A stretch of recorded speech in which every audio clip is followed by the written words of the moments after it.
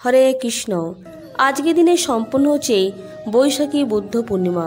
ভাগবত পুরাণ অনুসারে ভগবান বিষ্ণু নবম অবতার গৌতম বুদ্ধ যেমন জন্মগ্রহণ করেছিলেন, ঠিক পাশাপাশি বোধিসত্ত্ব পরম জ্ঞান লাভ করে আজকের দিনে মহাপরিনির্বাণ অর্থাৎ দেহত্যাগ করেছিলেন। এই কারণে এই পূর্ণিমা বৌদ্ধ পূর্ণিমাও বলা হয়ে থাকে। আজকের দিনে শ্রীকৃষ্ণ তাদের বন্ধু সুদামার সাথে বৈশাখী পূর্ণিমার উপবাসের গুরুত্ব সম্পর্কে বলেছিলেন। শাস্ত্রমতে বৈশাখ পূর্ণিমার বিশেষ তাৎপর্য রয়েছে। এই দিনে দান করা খুবই শুভ বলে বিশ্বাস করা হয়। কথিত আছে এই দিনে দান করলে বহুগুণ ফল পাওয়া যায়। এছাড়া বৈশাখ পূর্ণিমায় উপবাস করলে পাপ কর্ম থেকে মুক্তি পাওয়া যায় বলেও বিশ্বাস করা হয়। এছাড়াও মৃত্যুর পরে কেউ বৈকুণ্ঠ লোকে স্থান পায়। এছাড়াও এই দিনে ভগবান বিষ্ণুর আরাধনা করলে দুঃখ দূর হয়, এমনই বিশ্বাস। তাই বন্ধুরা, আজকের দিনে অনেকে হয়তো পূর্ণিমা ব্রত, উপবাস এবং পূজা সম্পন্ন করছেন। তাহলে এই বিষয়টি জানেন যে আজকের দিনে এই পবিত্র বৈশাখী বুদ্ধ পূর্ণিমার ব্রত কথাটি একবার হলেও শ্রবণ করতে হয়। বলা হয় যে কোনো ব্যক্তি আজকের দিনে এই ব্রত, উপবাস, পূজা নাও করে থাকেন, তবে বৈশাখী বুদ্ধ পূর্ণিমার ব্রত কথা শ্রবণ করে ভগবান শ্রী হরি বিষ্ণুর উদ্দেশ্যে একটি প্রদীপ প্রজ্বলন করতে পারেন। তাহলে এই ব্রতের পুণ্যফল অনেকাংশে লাভ করা যায়। শুরু করছি বৈশাখী বুদ্ধ পূর্ণিমার ব্রত কথা। আপনার প্রত্যেকের সঙ্গে থাকুন এবং শ্রবণ করুন। দ্বাপর যুগের কথা।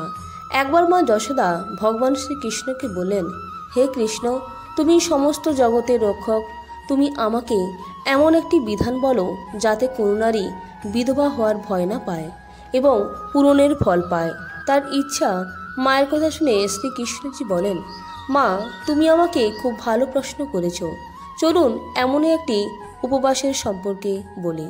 সৌভাগ্য লাভের জন্য সমস্ত মহিলাকে পুরো 32 মাস উপবাস রাখতে হয়। এটি সৌভাগ্য নিয়ে আসে এবং শিশুদের রক্ষা করে। এক বিখ্যাত রাজা চন্দ্রহাস্যের শাসনামলে কান্তিকা নামে একটি রত্নপূর্ণ নগর ছিল, যেখানে ধনেশ্বর নামে এক ব্রাহ্মণ বাস করতেন। তার স্ত্রীর নাম সুশীলা। সে খুবই সুন্দরী ছিল। তার বাড়িতে সম্পদের অভাব ছিল না, কিন্তু ব্রাহ্মণ ও তার স্ত্রীর কোনো সন্তান ছিল না। একদিন সেই শহরে এক সন্ন্যাসী আসে। সে সবার বাড়ি থেকে ভিক্ষা নেয়, কিন্তু ব্রাহ্মণের বাড়ি থেকে ভিক্ষা নেয় না। এখন সেই সন্ন্যাসী প্রতিদিন একই কাজ করে। শহরে সবার বাড়ি থেকে ভিক্ষা নিয়ে গঙ্গা নদীর ধারে গিয়ে খায়। এইসব দেখে ব্রাহ্মণ খুবই দুঃখিত হয়ে ঋষির কাছে গিয়ে জিজ্ঞাসা করে যে, আপনি শহরে সবার বাড়ি থেকে ভিক্ষা নেন, কিন্তু আমার বাড়ি থেকে নয়, এর কারণ কি? সেজন্য সন্ন্যাসী বলেন, তুমি নিঃসন্তান। এমন ঘর থেকে দান করা পতিত ব্যক্তির অন্যের মতো হয়ে যায়, তাই আমি পাপের অংশীদার হতে চাই না। একথা শুনে ধনেশ্বর অত্যন্ত দুঃখিত হন এবং হাত জোড়ো করে সন্ন্যাসী মুনিবরকে বলেন, আপনি আমাকে এমন একটি সমাধান বলুন যা দ্বারা আমি সন্তান লাভ করতে পারি। তারপর তাকে 16 দিন মা চণ্ডীর পূজা করতে বললেন। এরপর ব্রাহ্মণ দম্পতি সন্ন্যাসীর কথা মতো কাজ করলেন। মা কালী 16 দিন পর আরাধনায় খুশি হয়ে আবির্ভূত হন।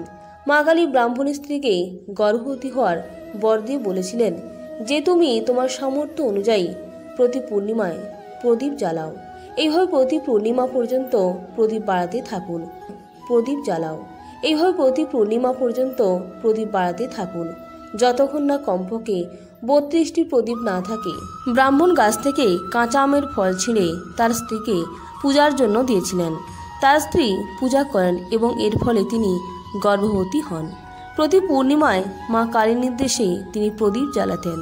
মা কালীর কৃপায় তার ঘরে এক পুত্রের জন্ম হয়। দেবদাস বড় হলে তাকে কাশীতে তার মামার কাছে লেখাপড়া করতে পাঠানো হয়। কাশীতে তাদের দুজনেরই একটি দুর্ঘটনা ঘটেছিল, যার কারণে দেবদাস প্রতারণা করে বিয়ে করেছিল। দেবদাস বলেছিল যে সে অল্প বয়সী, তবুও তাকে জোর করে বিয়ে করা হয়েছিল। কিছু সময়কাল তাদের প্রাণ নিতে এলেন, কিন্তু ব্রাহ্মণ দম্পতি পূর্ণিমার উপবাস রেখেছিলেন, তাই কাল তাদের ক্ষতি করতে পারেনি।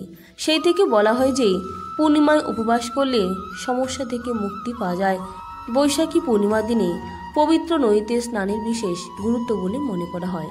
এই কারণেই হাজার হাজার ভক্ত পবিত্র তীর্থস্থানে স্নান ও দান করে পুণ্য অর্জন করেন। এই দিনে ভক্তি ও ভক্তি সহকারে স্নানের জলে নর্মদা বা গঙ্গার জল মিশিয়ে দিলে পুণ্য লাভ করা যায়। বৈশাখের শুক্লপক্ষের ত্রয়োদশী থেকেই পূর্ণিমা পর্যন্ত তিথিগুলিকে পুষ্করাণী বলা হয়। এগুলি অত্যন্ত পবিত্র এবং শুভ, সমস্ত পাপ ধ্বংস করে। এগুলিতে স্নান, ভগবানের ধ্যান, দান, খয়রাত করলে সারা মাসের স্নানের ফল পাওয়া যায়। বন্ধুরা, যারা পূর্ণিমা দিনে ভগবান সত্যনারায়ণের গল্প পাঠ করেন তারা ভগবান বিষ্ণুর অপার আশীর্বাদ পান। এই ছিল আজকের ভিডিওর মূল আলোচ্য বিষয়বস্তু। প্রত্যেকে ভালো থাকবেন, সুস্থ থাকবেন। নমস্কার, ধন্যবাদ। হরে কৃষ্ণ, রাধে রাধে, হরি বল।